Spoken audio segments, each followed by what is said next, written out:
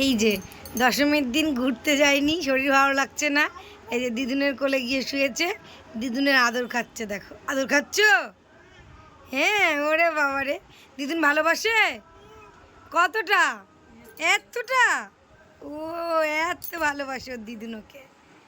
তুমি দিদুনকে একটা হাম্পা দাও। ওরে বাবারি, তুমি কাঁদছো না দিদুনের? ওরে বাবারে, আদর দেখো, আমার দুই মায়ের কীর্তি দেখো। আমার কাছে শুয়েছিল, থাকতে থাকতে গিয়ে আবার দিদুনের কাছে চলে গেছে, দিদুনের কোলে গিয়ে আদর খেতে গেছে। পাক্কি বুড়ি।